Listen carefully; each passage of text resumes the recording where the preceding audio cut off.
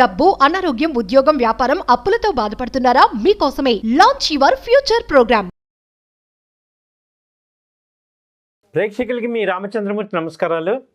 ఇవాళ ఈ వీడియోలో మనం ఒక ఫైనాన్షియల్ కంపెనీ గురించి తెలుసుకుందాం.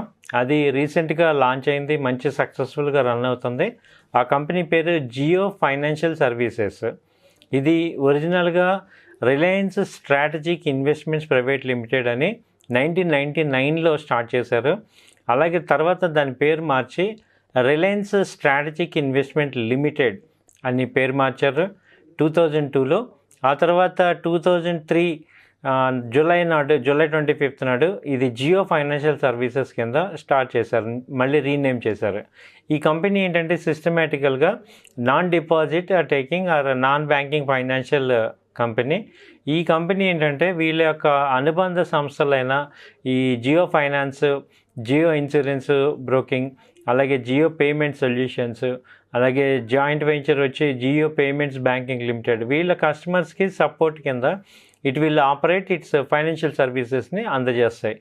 ఈ హోల్డింగ్ కంపెనీ మిగతా అన్ని కంపెనీల యొక్క కస్టమర్స్కి యూజర్ ఫ్రెండ్లీగా ఈ యొక్క సర్వీసెస్ని కంబైన్డ్గా డిజిటలైజేషన్ చేసి వీళ్ళకి సర్వీసెస్ ఇస్తాయి.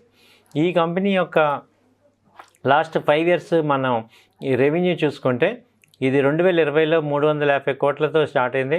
2021లో 295 కోట్లు ఉంది. 2022లో 140 కోట్లు, 2023లో 41 కోట్లు వచ్చింది. 2024లో 640 కోట్ల రూపాయల రెవెన్యూ జనరేట్ చేశారు జియో ఫైనాన్స్. అలాగే దీని యొక్క ప్రాఫిట్స్ తీసుకుంటే ఇది ప్రాఫిట్ బిఫోర్ ట్యాక్స్ వచ్చి 2024లో 520 కోట్లు, అలాగే 2023లో 49 కోట్లు, 2022లో 176 కోట్లు, 2020లో 118, 2019లో 193 కోట్ల రూపాయల రెవెన్యూ వచ్చింది. మనం ఒకసారి చూసుకుంటే 2019లో 200 కోట్లు ఉంది లాభం. ఇప్పుడు 2024లో వచ్చి 500 కోట్ల రూపాయల లాభానికి వచ్చింది. కాబట్టి ప్రైసెస్ కూడా, షేర్ యొక్క వాల్యూ కూడా ఆ రకంగానే ఎప్రిషియేట్ అవుతున్నాయి. కాబట్టి రిలయన్స్ జియో అనేది మనం ఇది కన్సిడర్ చేసుకోవచ్చు. ఒకసారి మనం దీని మార్కెట్ క్యాపిటలైజేషన్ ఇవన్నీ కూడా చూద్దాం. ఈ రిలయన్స్ జియో ఈ మధ్య లాంచ్ అయింది, మనందరికీ తెలిసింది. రిలయన్స్ వాళ్ళ ద్వారా వచ్చిన కంపెనీస్ ఇవి. అలాగే ఈ కంపెనీస్లో ఎక్స్పెన్సెస్ కూడా చూసుకుంటే టోటల్ ఎక్స్పెన్సెస్ 117 కోట్లు ఈ ఇయర్ ఉంటే, లాస్ట్ ఇయర్ వచ్చి 190 కోట్లు, అలాగే 150 కోట్లు. అలా ఎక్స్పెన్సెస్ కూడా కన్సిస్టెంట్గా స్టేబుల్గా మెయింటైన్ అవుతుంది. దానివల్ల ఏమవుతుందంటే మనకి ఈ యొక్క ప్రాఫిట్స్ ఫ్లక్చుయేషన్ లేకుండా ఇంప్రూవ్మెంట్ వస్తున్నాయి. అలాగే దీని యొక్క ఫేస్ వాల్యూ వచ్చి 10 రూపాయలు ఉంది. దీని యొక్క మార్కెట్ క్యాపిటలైజేషన్ 2,39,000 కోట్లు ఉంది. అలాగే దీని యొక్క ఆల్ టైమ్ హై వచ్చి 394 ఉంది. అలాగే దీని ఆల్ టైమ్ లో కూడా 200 రూపాయల దగ్గర లో వచ్చింది. అలాగే దీని యొక్క పిఈ వచ్చి 600 పిఈ వచ్చింది. సో ఇలా ఇది మంచి గ్రోత్ సెక్టర్ కింద ఈ ఇండస్ట్రీలో కనపడుతుంది. ఇది మనం టెక్నికల్గా కూడా ప్రైస్ ఫ్యాక్షన్లో కూడా ప్రైస్ ఫ్లక్చుయేషన్స్ కూడా చూసుకుంటే ఇది స్టార్టింగ్ 2023లో 211 రూపాయల దగ్గర ట్రేడ్ అయింది. ఆ తర్వాత 2024 జనవరిలో 230 రూపాయలు ఉంది. 2024 మళ్ళీ ఏప్రిల్లోనే, మార్చిలోనే 270 కోట్లుగా 270కి వెళ్ళింది. ఆ తర్వాత 2024 మార్చి 15 నాడు 369 దాకా కూడా వెళ్ళింది. అక్కడ స్టెబిలైజ్ అయింది.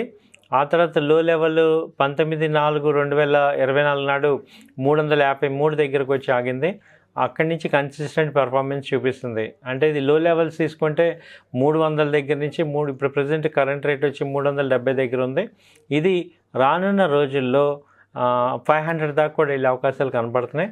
అలాగే ఎనీ డౌన్ ఒక 300, 280 మధ్యలో మళ్ళీ రీఇన్వెస్ట్మెంట్ చేసుకుంటే మంచి ప్రాఫిట్స్ వచ్చే అవకాశాలు కనపడుతున్నాయి. సో ప్రజెంట్ రేటు 370 అలా ఉంది. ఆ రేంజ్లో మీరు యాడ్ చేసుకోవచ్చు. ఆ తర్వాత 300 దగ్గర నుంచి 280 మధ్యలో మళ్ళీ రీఇన్వెస్ట్మెంట్ చేసుకోండి. టార్గెట్స్ తీసుకుంటే 500. ఇది ఒక 6 months నుంచి 1 yearలో వచ్చే అవకాశాలు కనపడుతున్నాయి టైం పీరియడ్.